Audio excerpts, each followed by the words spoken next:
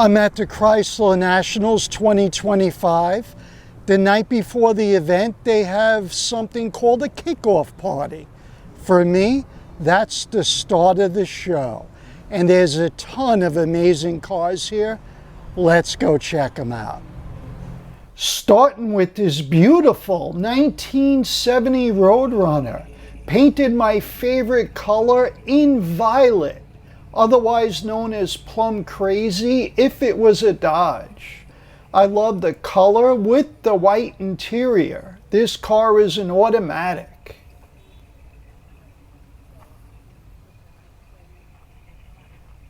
And under the hood is a 446 barrel, which was factory rated with 390 horsepower and 490 foot-pounds of torque.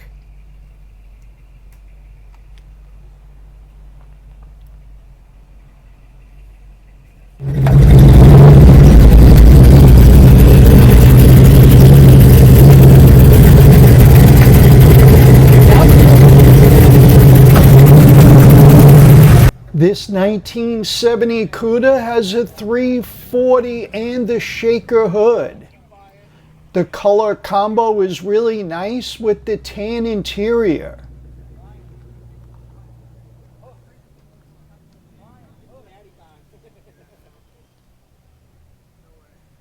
If you enjoy checking out classic cars like these, then click the subscribe button below to be notified of my future videos.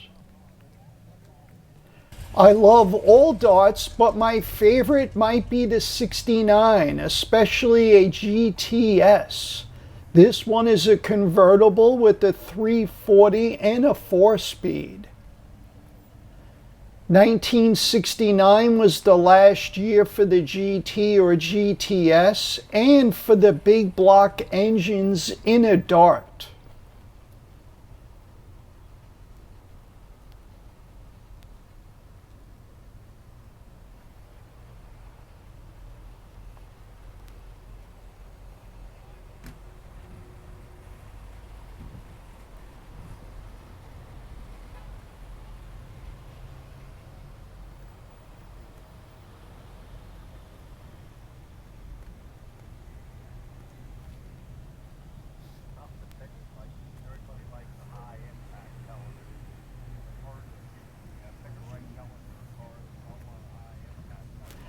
'70 was the last year you could get a 444 barrel in a Challenger.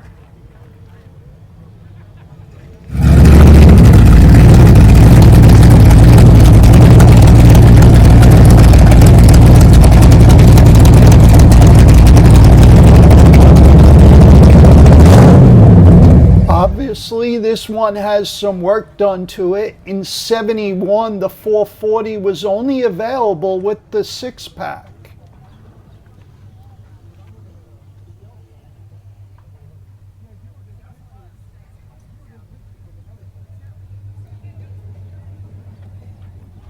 This 1970 Roadrunner has a 426 Hemi, factory rated with 425 horsepower and 490 foot-pounds of torque.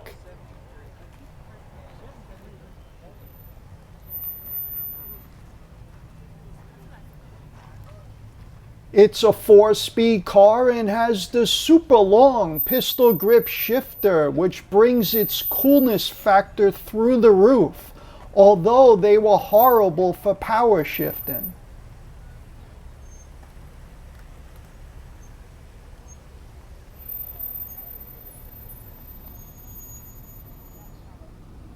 I love the Plum Crazy paint with the white stripe interior and Krager wheels. This car looks amazing.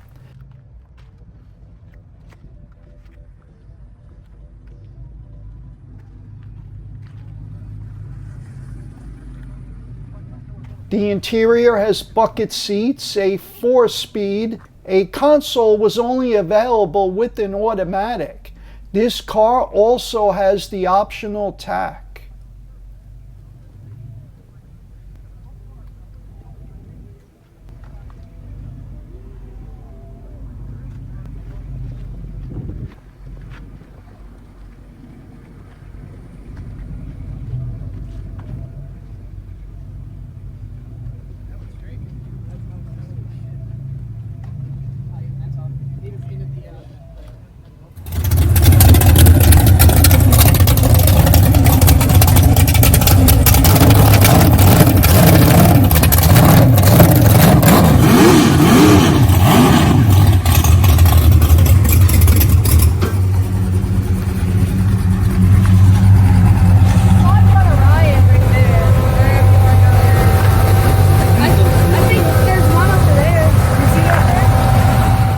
The top of the line GTX never came with an engine other than a 440 or a Hemi.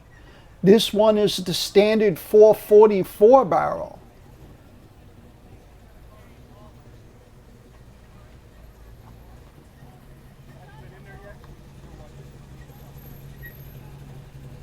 That 8-track is labeled Blood, Sweat, and Tears, which pretty much sums it up for a classic car owner.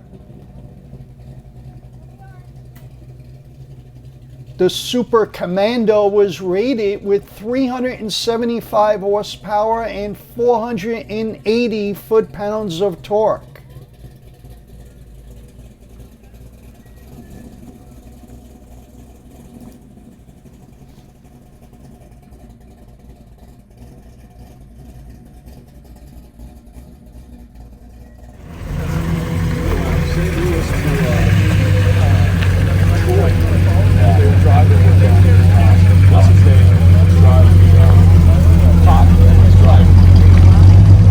Here's a 1971 Dodge Demon 340. 71 was the first year for the Demon model. The owners said the car didn't roll off the assembly line in silver, it was B5 blue. But during repaint negotiations, the wife chose silver, and the husband agreed. He liked the color also, in addition to sleeping inside the house. I like the color also, but maybe would have kept it B5. What do you think? Leave a comment below.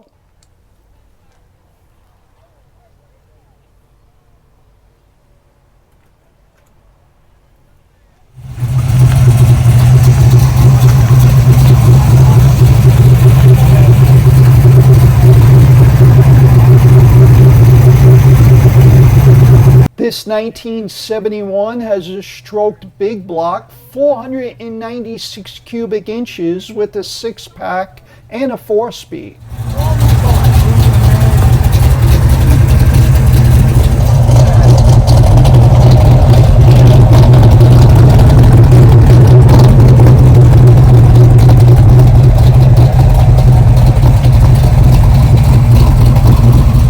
Next is a 1970 Charger SE. It's a beautiful 4-speed car.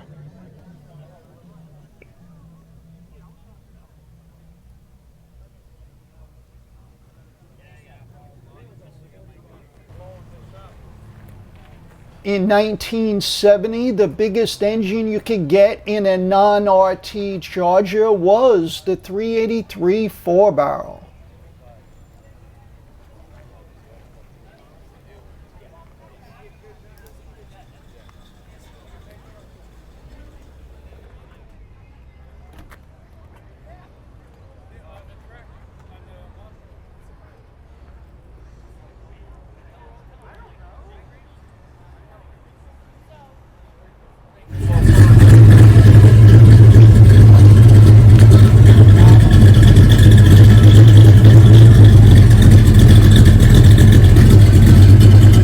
Here's an unrestored original paint 1969 Dodge Daytona. This car sold at auction in 2024 for $264,000. It's a 444 barrel car with an automatic 8 3/4 rear and 355 gears. The original owner was sent to Vietnam shortly after buying the car. Thankfully, he returned and drove the car for a while before it went into storage for about 30 years. The current owner has kept it as is. The next car is a 1970 Roadrunner, painted Tour Red or Hemi Orange if it was a Dodge. This one is a 4-speed with the 383 engine, which was the standard engine for the Roadrunners from its start in 1968 through 1971. In 72, it was replaced with the 400 engine.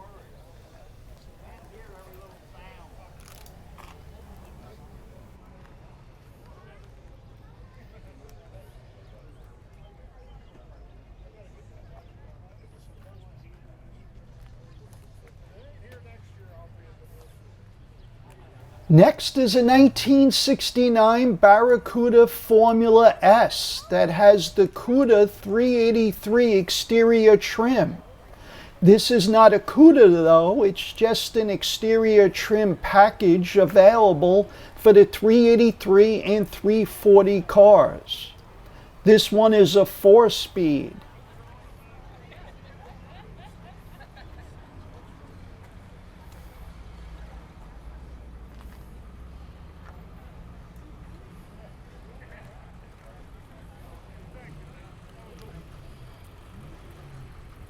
The trim package came with the fender callouts, black hood scoops, hood stripes, and lower body side stripes.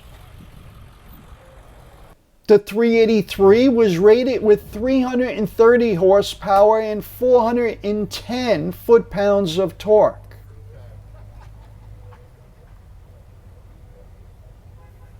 This 1970 AAR Cuda appears to be unrestored.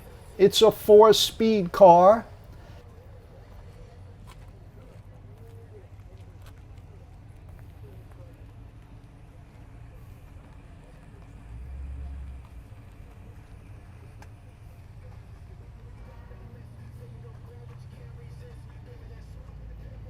The AAR came with a 346 barrel engine rated with 290 horsepower and 345 foot-pounds of torque.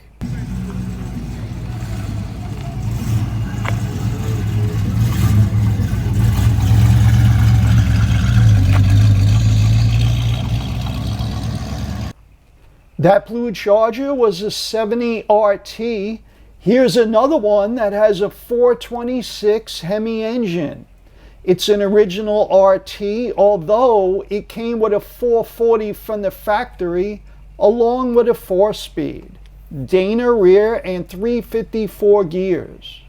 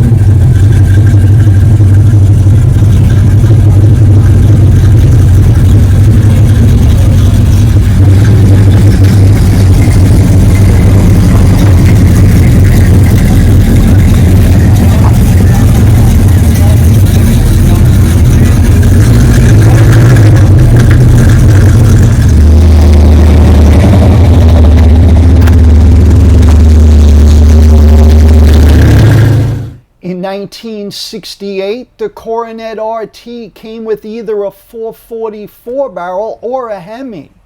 This one is a 4-speed car that came with the 440 Magnum.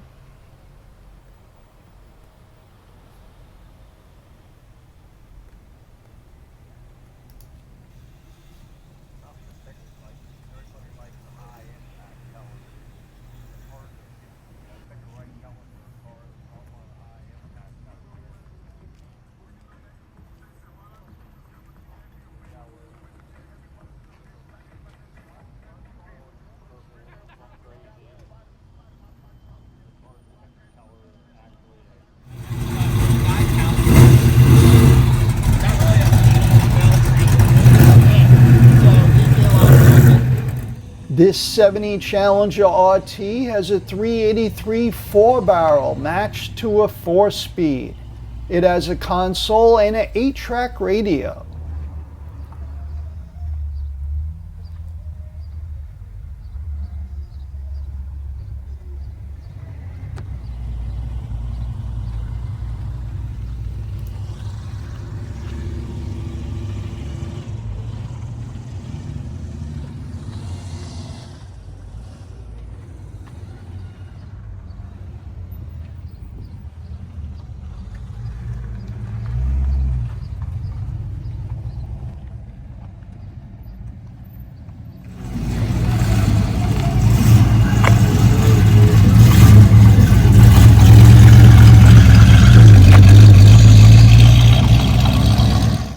The second year for the Dart Demon 340 is 1972. This one is a 4-speed car.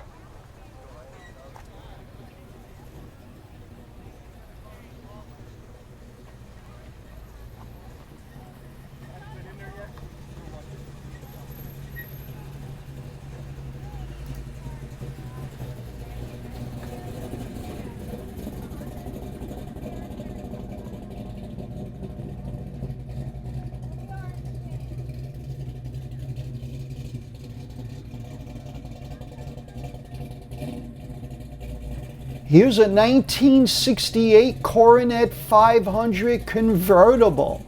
They came with 318 standard and the 383 2 or 4-barrel engines were optional.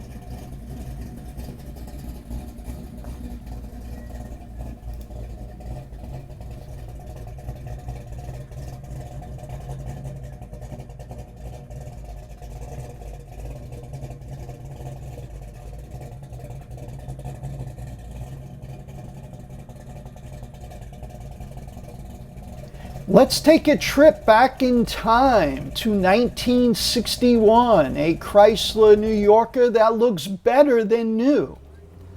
Those wide white wall tires and chrome wire wheels with the spinners are factory. Nice car.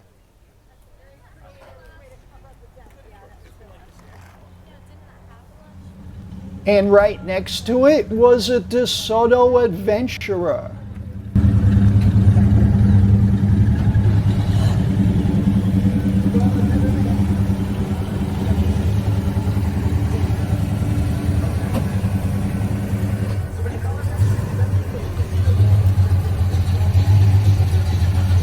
Beautiful.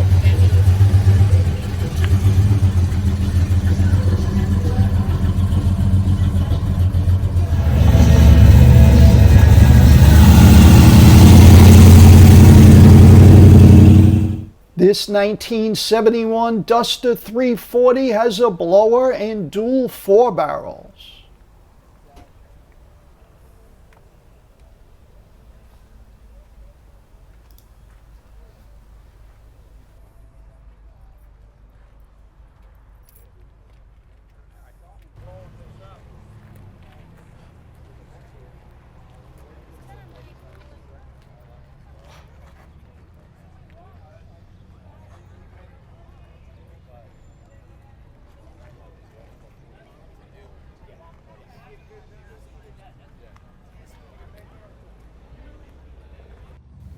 This 1970 appears to be a Gran Coupe car from the factory, which would make it a Barracuda and not a Cuda.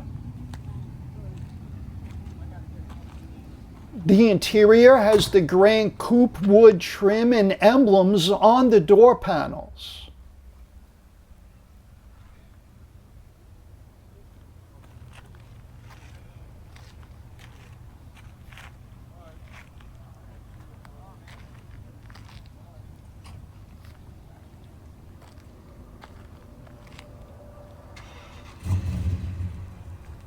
Unfortunately, this car is missing its Gran Coupe headliner and overhead consolette. That car you hear is a 65 Coronet 500. Let's go check it out.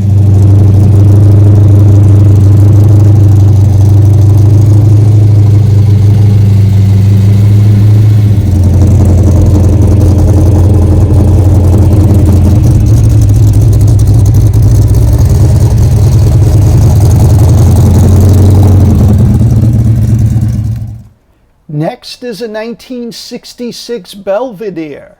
This is not your typical grocery getter. It has tubs, roll bar, and a modified big block engine.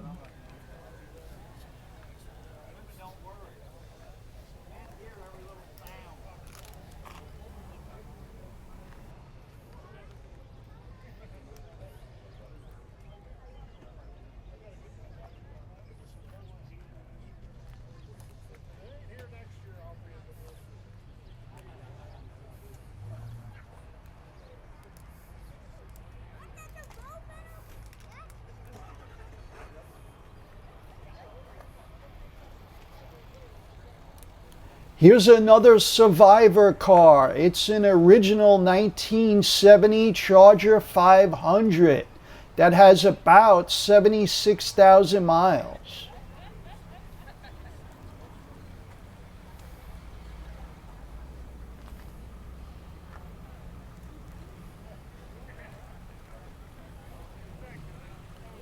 Under the hood is a 383 4-barrel.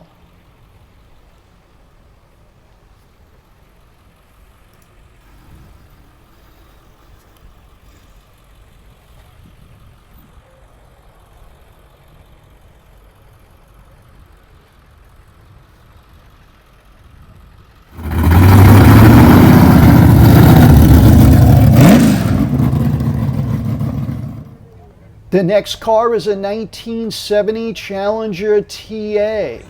It's a 4-speed car. Under that fiberglass hinged hood is a 340 6-pack engine. The TAs and the AAR Cudas were the first cars out of Detroit to have different size front and rear tires. The rear tires were a little wider than the fronts.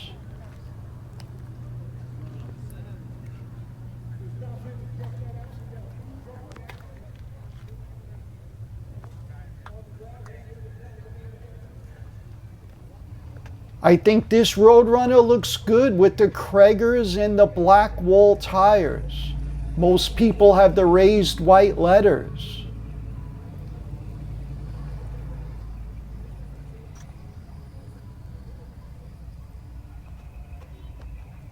This is a bench seat 4-speed car that has a 446 barrel engine with an aftermarket AC system, which I'm sure is appreciated on hot days like this one.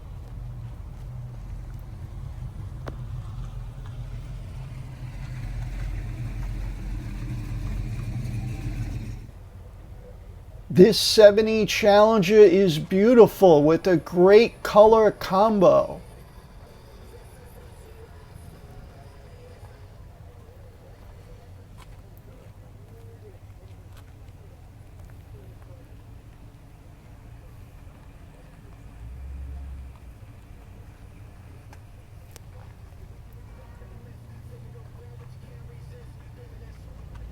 You don't see many convertible Roadrunners. This one is a 1969. Someone has installed a 440 engine.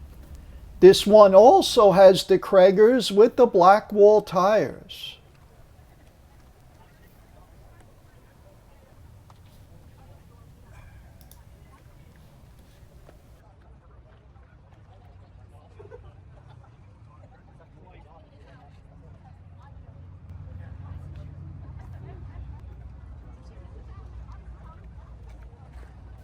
Here's another convertible Roadrunner, but this one is a 1970.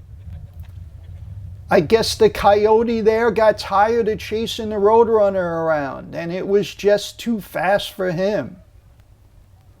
This one also is a 4-speed, and someone has installed a 444 barrel into this one also.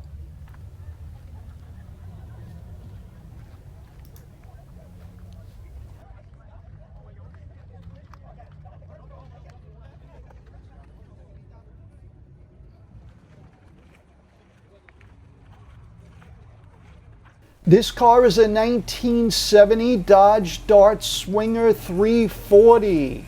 It's painted Panther pink from the factory. This car is 391 gears in the rear, which will get that quick revving 340 up there even faster.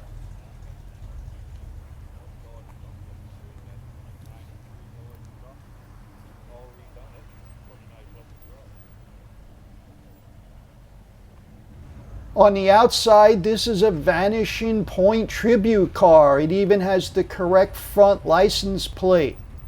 This one has a 440 6-pack engine matched to a 4-speed with the pistol grip shifter.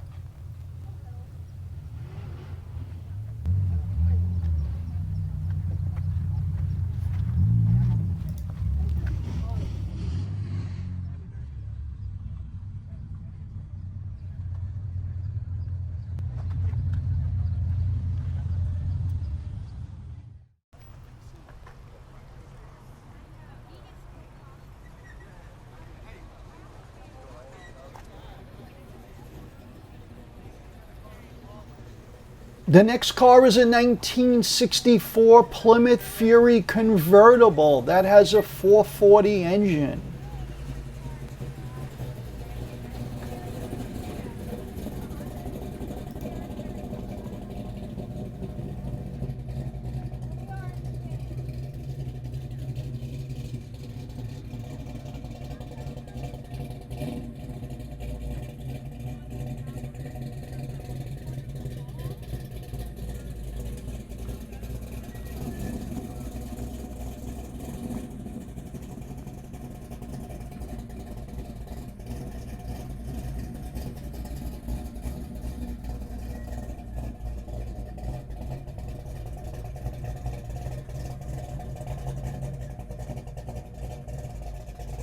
I always loved the 65 Plymouths. This one is a satellite, and it's not the typical one because it has a third generation Hemi engine under the hood that has a 4-barrel intake and carburetor. It's a pretty nice setup, and I've heard this car take off before and it sounds awesome.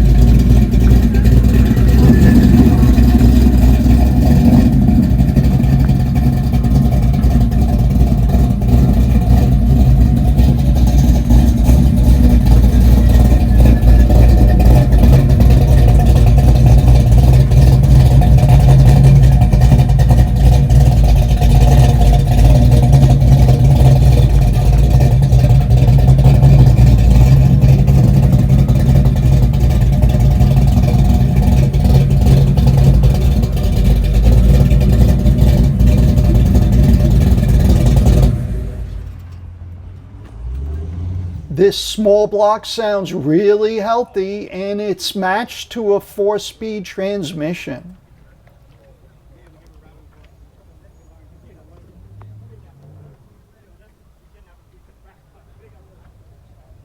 Here's a 1971 Dodge Charger RT. It's a 440 car with a 4-speed and a sunroof.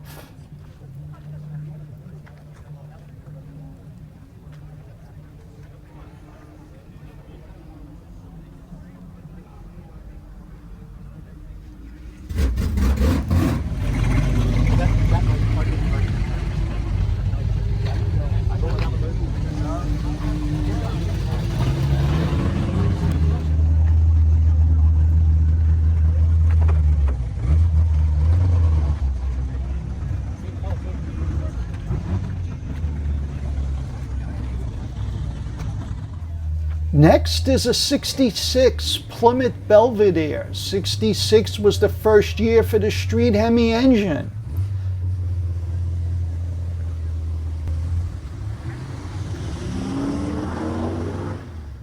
This one has a bench seat and an automatic on the column.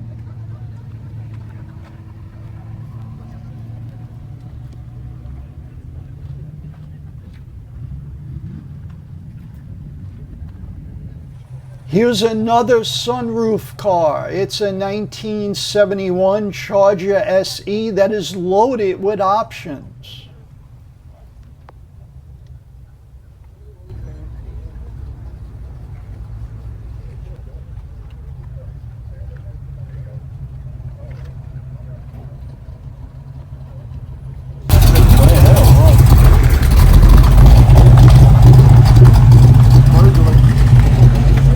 Under the hood is a 383 matched to a 4-speed.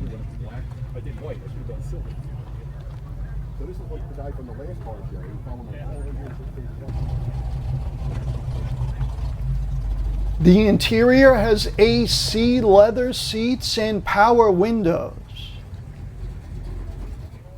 Another beautiful 1970. This one has a 446 pack.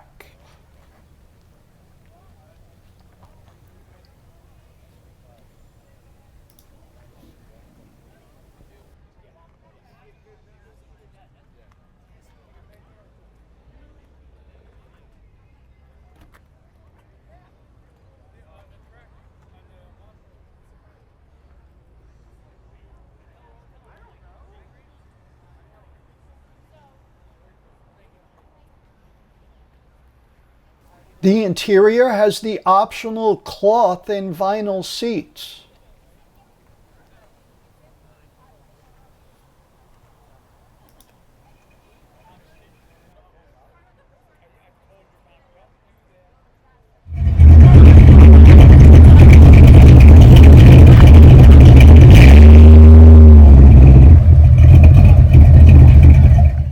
'66 was the first year for the Dodge Charger.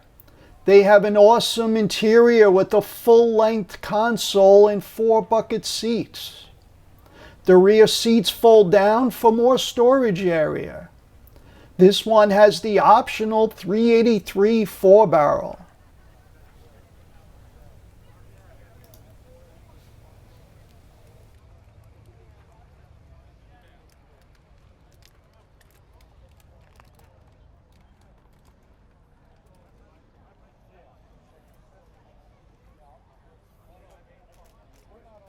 This beautiful Dodge Dart has a 3rd generation 392 Hemi, matched to a manual transmission.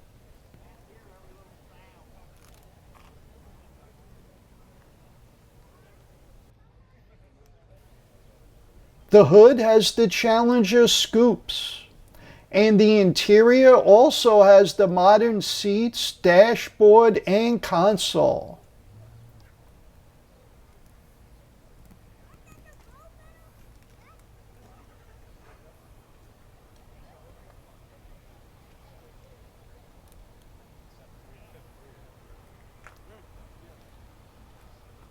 This 1969 Super Bee has the Krager wheels with the spinners.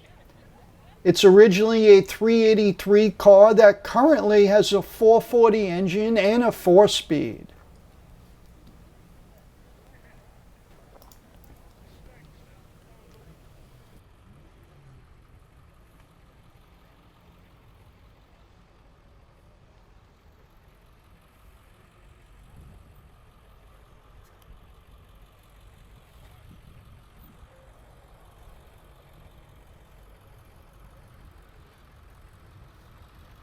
Next is a 1971 Challenger, painted citron yellow. Plymouth called it Curious Yellow. The code is GY3. By the way, the first letter in the paint code indicates the year it was released. E for 69, F for 70, and G for 71. This Challenger has the 340 with an automatic.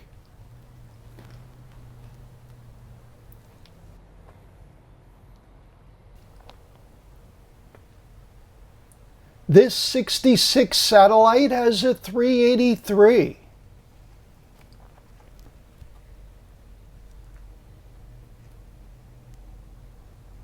In '66, the Satellites came standard with the bucket seats and a console.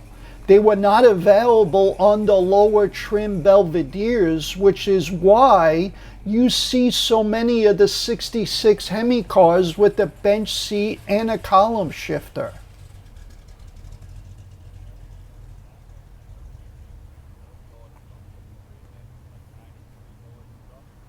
And here is one of those '66 Belvederes. This one has the bench seat and a column shifter, just like the red Hemi car we saw earlier in the video.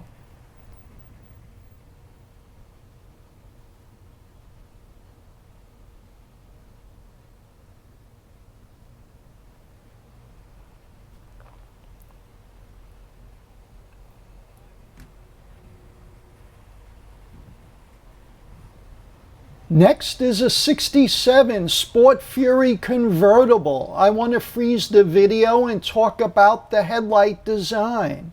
The Plymouth designers toyed with the idea of making the headlights rectangular instead of round.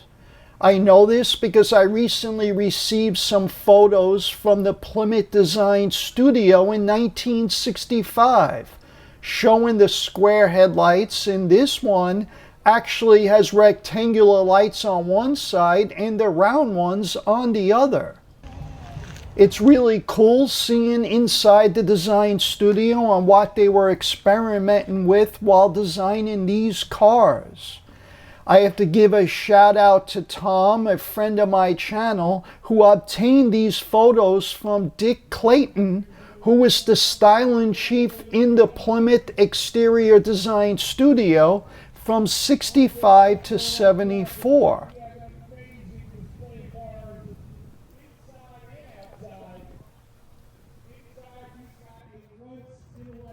By the way, did you notice the 68 clay Belvedere in the background in those photos? They were already designing that car in 1965 when these photos were taken. The next car is a 1969 Dodge Dart Swinger. It's a 4-speed car with the 340 engine.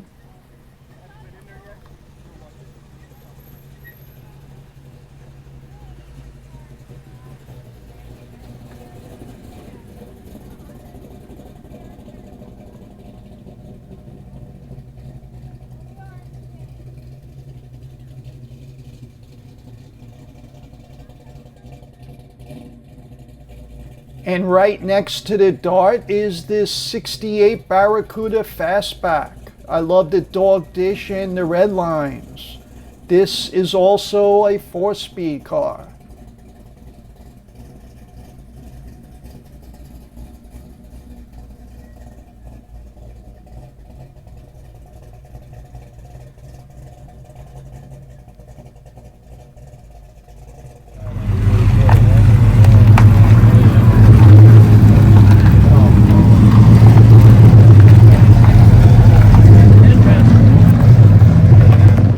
That was a 67 Dart, and so is this one, which is a convertible.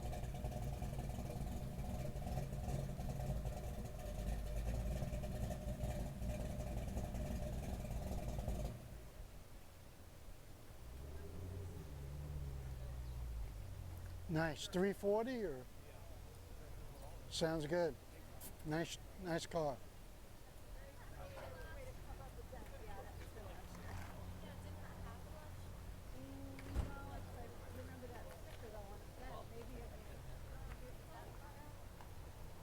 (1970) is the first year for the Plymouth Duster and the only year where you'll find the Valiant emblem on the fender.